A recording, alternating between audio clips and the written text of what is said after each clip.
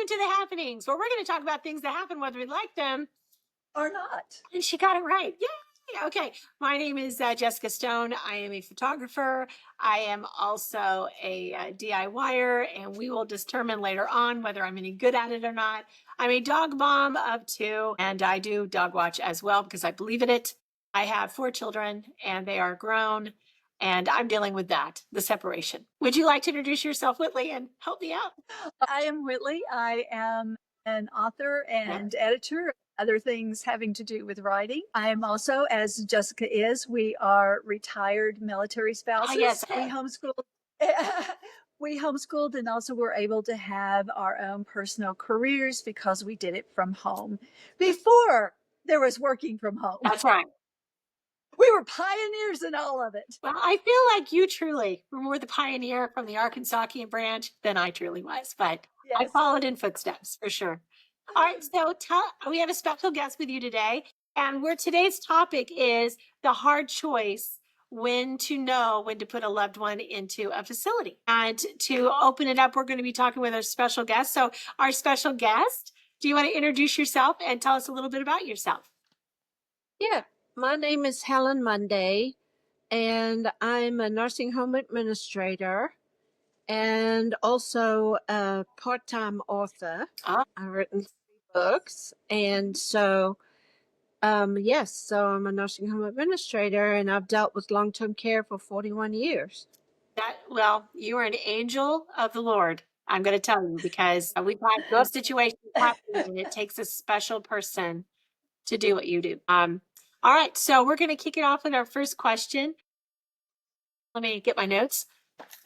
It's so hard. When do you think, in your opinion, do you think it's time to start looking for a facility?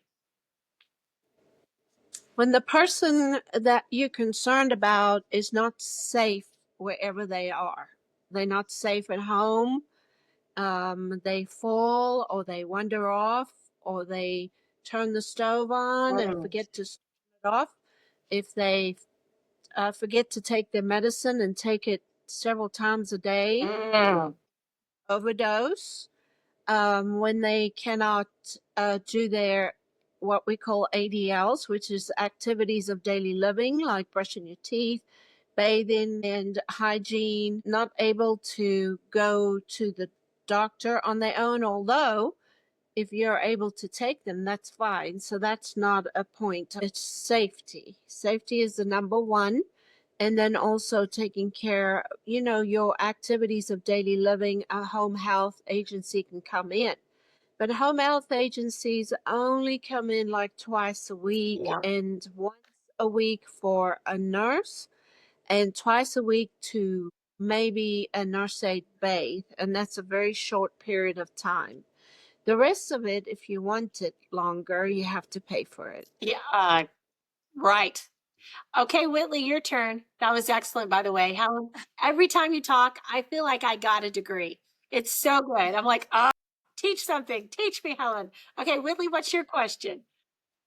What is the difference between a short-term facility and a long-term facility? Okay, well, short-term could be rehabilitation, which is therapy, and that could be attached to a long-term care facility. And the short-term could possibly be like if you're on hospice at home and you need to go in for a respite care, which is a short time just to give the caretaker a break, or you do therapy. So that's short-term, but long-term, people think, oh, I'm going to the nursing home to die, but that's not true because you get activities, which is not just to go rah every day. It helps you with socialization, helps you with sitting with other people to eat.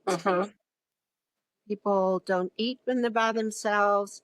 It helps you think, oh, I do need to take a shower because, that gentleman down the road, down the hall, I like him. And so you shower and put your lipstick on, or if you're a gentleman, opposite. So it's good to go in a facility. So that's long term. Are there, and on to that one, Whitley, I wanted to ask this. Are there different types of facilities aside from just your short-term, long-term? Do they have different, I mean, is that what we pick from or? You can have independent care, Okay. which is like apartments. You can Yes. still have a Okay. car and you can drive, but you still have a call light if you need somebody. So there is a nurse on duty in case you need I somebody. love that. Assisted living is where you, what we used to call button and bathe, where you can button up your clothes and bathe yourself. But that has slightly changed in assisted living because some people don't want to go to a long-term care facility, so families will pay for an assisted living. The thing about an assisted living is that you do have care, Okay. and you don't have total care like you can have in a nursing Right. facility. But you do have 3 meals a day and snacks, but you do have a bus that takes you places and activities, and but that's just assisted living. And then Cool. there's long-term, there's skilled, and then there's rehabilitation, which is therapy. And in nursing homes you can get therapy as well under Medicare B. Okay. Okay. So my next question, I apologize, is when you're choosing a place, what are some potential red flags that we should be looking out for? So let's say I'm going to go tour, everything looks good, but what should I be looking for to help me make a good choice? Because I hate to put my loved one in a place that would be not good for them. So let's start with smelling more than looking. Mm, So it smells bad. You don't. Sometimes I'm not talking about pooping. I'm talking about yeah. urinating, where it smells like ammonia and not a clean smell. So, and sometimes that can happen to a good facility when it's in the evening and they're busy feet, it's mealtime and people are eating and they didn't have time to get. So you need to know what time, in the morning about 10 or 2 is good to go. Mhm. But you look and see how the staff are reacting to the residents. Are they friendly? Are they talking kindly? And sometimes talking kindly is, it's not that they're not talking kindly. Sometimes the resident is not talking kindly, and that employee is just being firm. They're not being abusive or anything. They're just trying to tell the person no. And then sometimes people think that's not good. But go down the holes and see that the rooms are pretty tidy, because this is their home. Some people are not tidy, just like at home. Right. But so you just see that the beds are made, and that people are, you could stop and talk to somebody and make sure that person is cognitive, because some people act like they're cognitive, but they really are not. Right. So could be telling you all kinds of stuff that is, like, so you need to make sure that person, you ask for a cognitive person you can talk to, see Mhm. how they like the place, and you ask them about the food. Do they like the food? Most times people don't like the food, or they don't like the place because, or not like the place, but people want to go home. Right. I don't care who it is. Everybody wants to go home except me. Right. If someone puts me there, I want to stay because you get 3 meals a day, you Yeah. get snacks, your housekeeping is done, your laundry is Helen, done. I want to say, I 3 days want to go. I don't even get there. 3 meals a day. I hardly You get want to go? snacks. No one's doing the laundry but me. Yes. Yes. So put me there. I don't mind. Right. That's I mean, when it's time for me to go. But most people, I think it's an attitude. The Mhm. people that love it and like the employees have a great attitude, had a great attitude in life outside of the facility. Then they come in, and some people just have time to adjust. They need time to adjust. But sometimes people just don't adjust. Yeah. And then, they talk about that doesn't taste like the roast that I did. Well, when I cook, it's going to taste different from when you cook, from when Whitley cooks. Right. So, and the other thing is you lose 75% of your taste buds when you get older. So when you eat, of course, it doesn't taste like your roast. And, Oh, that's such a and good point. sometimes medication changes your taste. Mm. And so some of the medicines, but we can give you something, can give zinc or something to this other medications that you can Remeron. It helps with mood and with eating. And sometimes we'll give you a red plate because they say red plates stimulate appetite. Oh, So if you lose weight, don't eat on a red plate. okay. Hey, I will remember that. Okay, Whitney, did you have a question? Oh, yes. Okay. What about the cost of Okay. the facilities, and what are some different ways that we can pay for those? Okay. So private pay, if you have the money, um, it, if it's $185 a day times 30 days or 31 Yeah. days, that's what you pay. And you're going to pay for the medicine. So private pay is private pay. You have to pay. And then you have Medicare, Medicare A. Medicare A is like your insurance. So Medicare A pays for your doctor, all the not Medicare A isn't a financial aid. Medicaid is a Right, financial aid. right. But Medicare A helps you stay in a facility if you need rehab. And then, of course, Part B will help pick up some of that as well.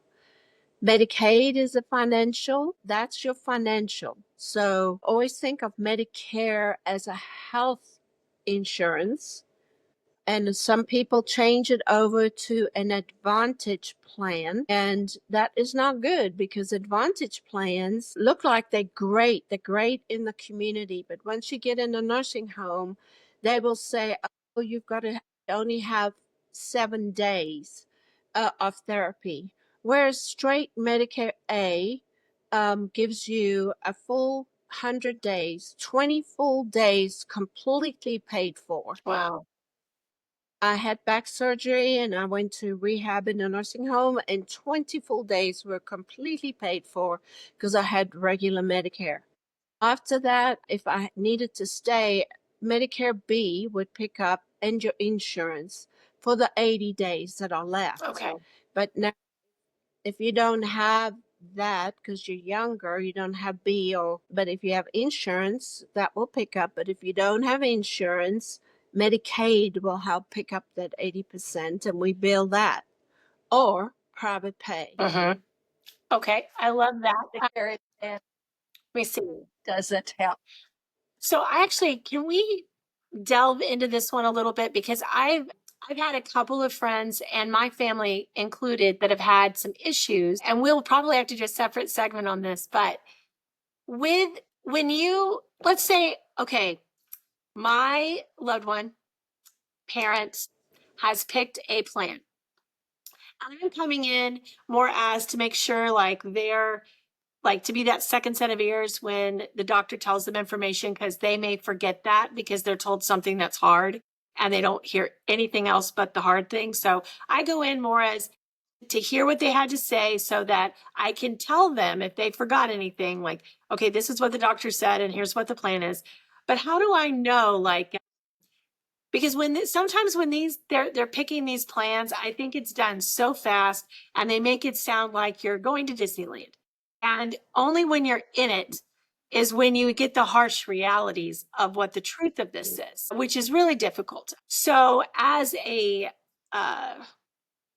guess an advocate for them, how do I help figure out like which one to get and how to get them the right one? Because it kind of feels like once they're in this situation, like I have a friend whose dad he's potentially got a really bad sickness.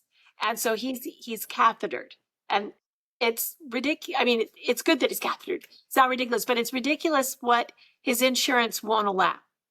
For the most part, they're like, wait, you've got so much mobility, forget you can't take care of yourself or any of the things you suggested. You're going to have to go home, and it's what we give you hospice, but that's it.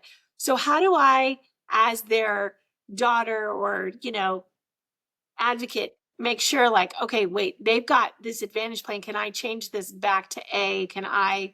Is there anything that can be done so that we can get them the health care? Because I think one of the biggest crimes in the world is sending these patients home with people like me who have no idea what to do.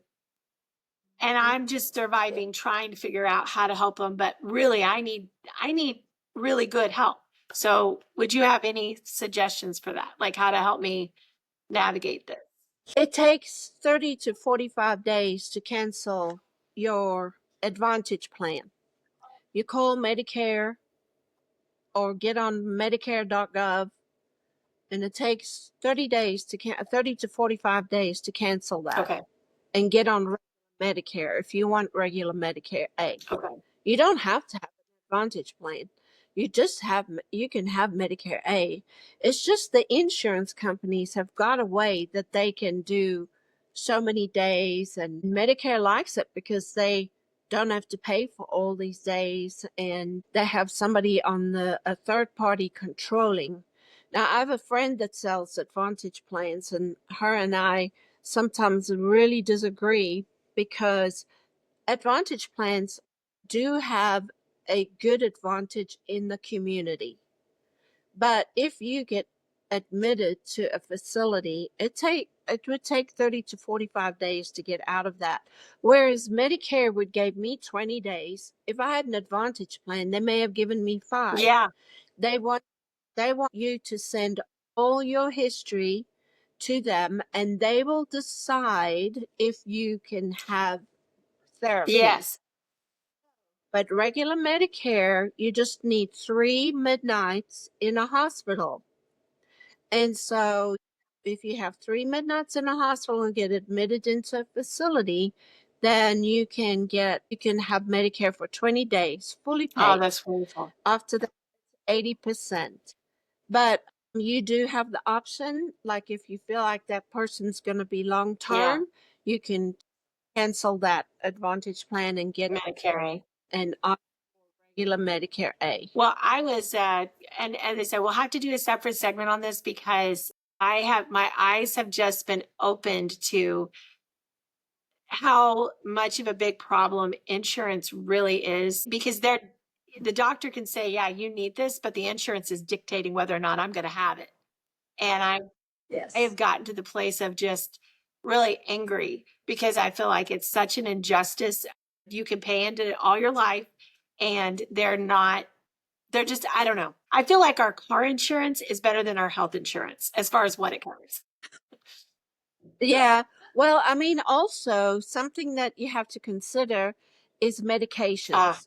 Some insurances pay for certain medications and some don't.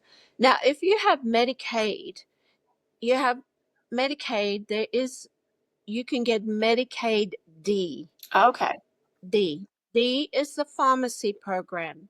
Now, there are about 200 different Medicaid D programs.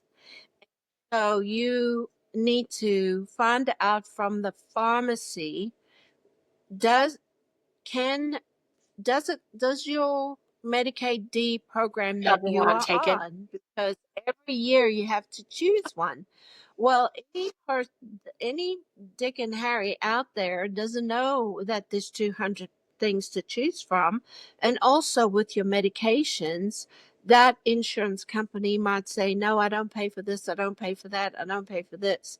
But on another Medicare D program insurance, they might pay for it all. Because some people will say, well, last year I didn't have to pay $20 or $100 for this medication.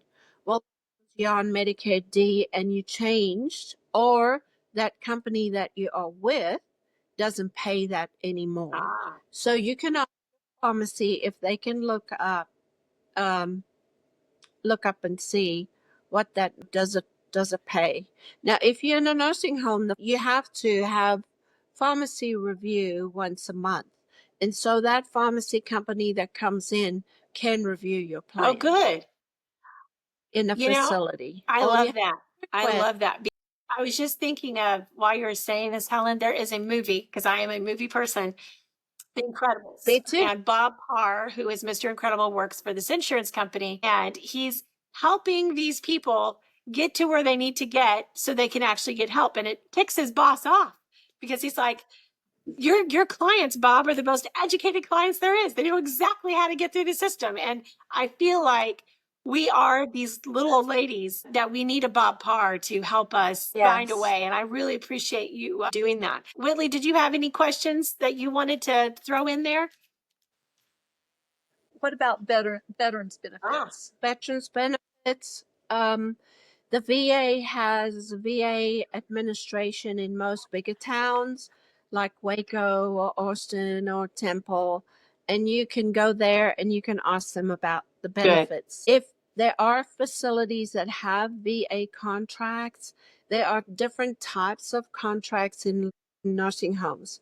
So there's a long-term care contract, or there's a skilled contract, and the VA is very hard to change. When a facility has long-term care and they want to admit somebody that was theirs into skilled, they cannot get them in skilled because they have no VA skilled contract. Ah, So he has to advocate for a contract. got you. All right. So my next one will be when we've found our facility and we want to begin the process. What helps transitioning for the patient to make it easier for them? Because I know you had said everybody wants to go home. So how do we help our loved one be able to be at peace with it, or at least bring some happiness to them as they're transitioning to this next stage?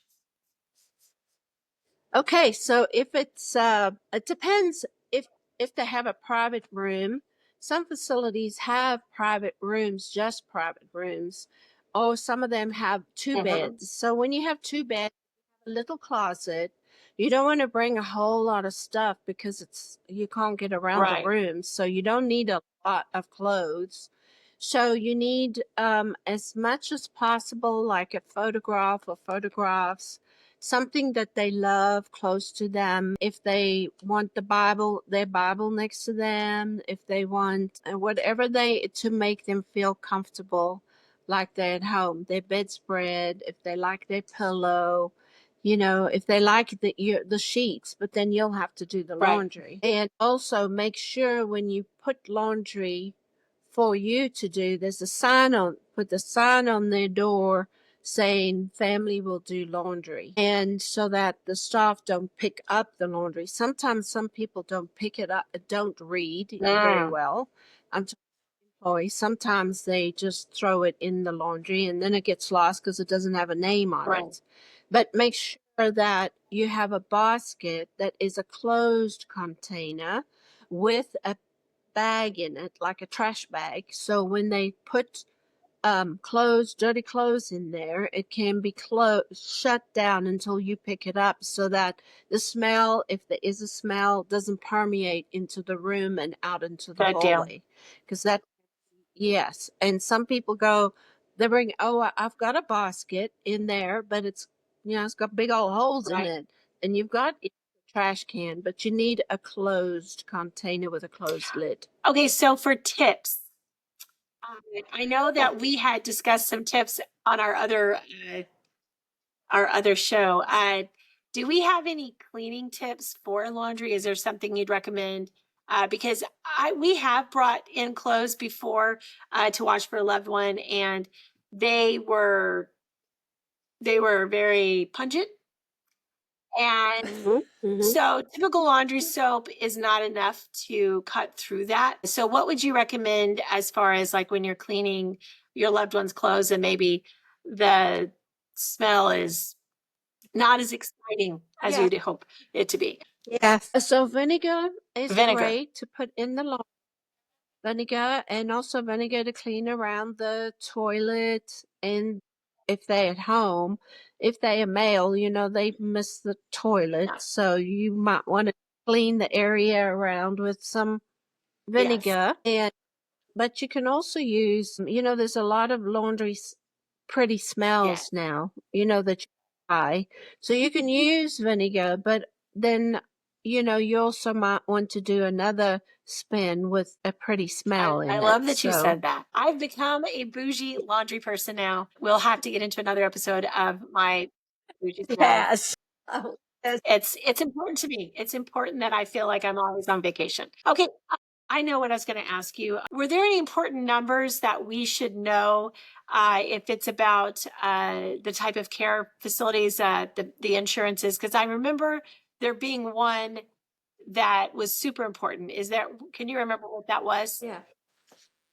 If you ever have a question about long-term care or nursing care or caregiving support, 211 is a number that you can call. 11. Very Okay. easy. They can do long-term care counseling, caregiver support, health and wellness, answer health and wellness questions, or steer you in the right direction. There's also, you can ask for an ombudsman, which is an advocate for the residents in long-term care.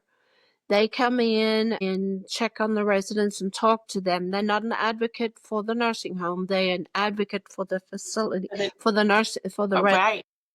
And they actually take what they find or take it back to the administrator or the director of nurses. And so it also helps you with Medicare and Medicaid and housing. So 211.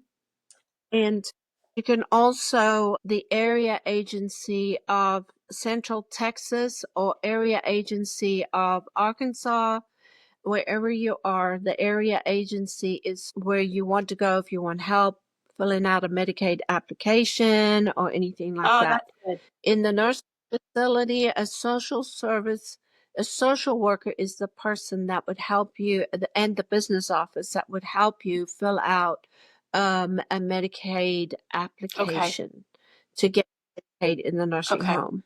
And of course, if you pay Medicaid, so you get $900 a month, they minus out $75 that you can spend on what you want to spend, and the rest goes to the nursing home, and then the state will pick What- up what Okay. isn't The picked up by leftover. you.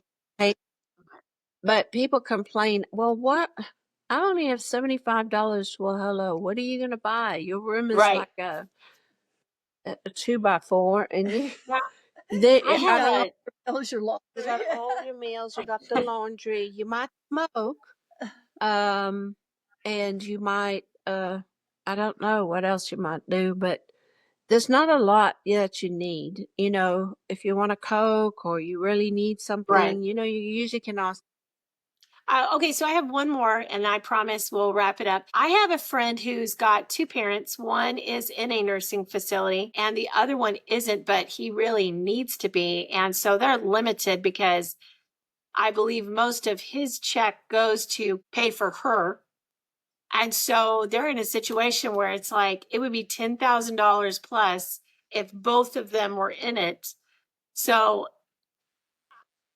Is she on I Medicaid? don't know. Because Medicaid has a law called the impoverishment Okay. law, which protects the spouse. Oh, So they don't count the spouse's income because they know that that spouse needs money to live in the right. community. So they will only count the person that's in the nursing home. And so it's Oh, impoverishment wow. law for, yes. And so I don't know. It sounds like when you say 10,000, it sounds like they private pay.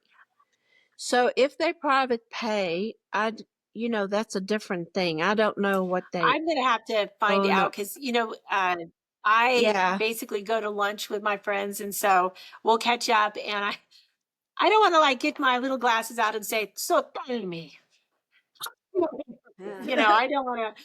I don't get into it, but I hear what they're saying, and it's just blowing my mind because I'm seeing they're struggling. And even with, Yeah. because he really does need, he's at a place where I think he would be better served, at least until he's better, to be watched over by staff.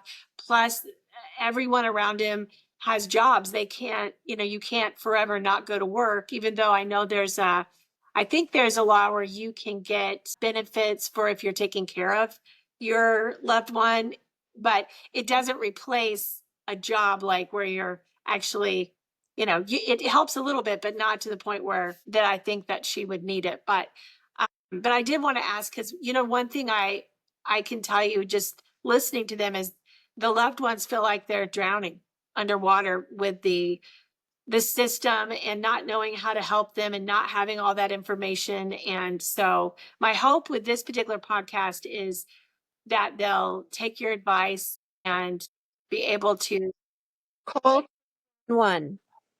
Call 211. And also, when one person is the facility, like in Texas, the most they can have is like 2901, $2,901. I don't know what it is in Arkansas. Every state is different. So they would have to contact 211 or the area agency of Central Texas. If they've given money away within the last 5 years, I'm just telling everybody, be very careful how you give your money away, because when you apply for Medicaid, they'll go back 5 years and they'll look at what you have and what you've given away. So then, but that other person can also go to an assisted living or an independent living where they are watched by somebody else or taken care of. But if, most assisted livings and independent living is private pay. So there are some that aren't, and that is something that you can ask when you call the area agency on aging. And Well, ask them. you've helped me. As I said, I feel like I learn so much every time, Helen, and it's like we just need to have monthly Helen moments so we can learn. Yes. I would be so much better off having you in my life every Monday with Mondays. Helen Munday. That's right. Whitley, did you have anything you wanted to say before we close this out? Not right now. I think we've gotten so Yes. much really good information. And I know Helen has a whole lot more, but yes, No, you it was do. very good. Yes. So I do want to say one thing. If you get an attorney to look at your money, you need an elder law attorney. Elder, ELDER. Don't criminal law attorney. Don't get a family. They might say they know, but they don't know all that it is to know about elder care and all the different things that you can get and you can apply for. So make sure you get an elder law attorney. And most attorneys, they have, like a $5,000 hold, but they'll also, most elder law will give you a free consultation for, consultation. So make sure it's elder law. Don't get any other kind of attorney. Well, reading my mind, because I was telling Whitley, especially when it comes to your insurances, they're using attorneys to write this stuff. And you really do need to have, they are. because it comes down to, I always think of Bill Clinton, the meaning of is great one there. No, I mean, it comes down to the verbiage and how they used it within the law, because what you think it is and then what it actually says it is could be very different. And your life is depending upon that. So I definitely think, wow, Helen, so good. Just so good. Well, we're going to bring her back, I promise, because Helen, you're truly a lifesaver and an angel of the Lord. I do believe it. So thank you so much. I appreciate you so much. Thank you, Whitley. Also, incredible questions.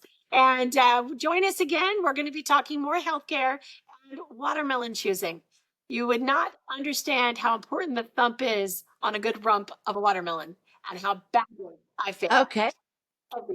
So I don't think watermelons have rumps, but we'll get there later.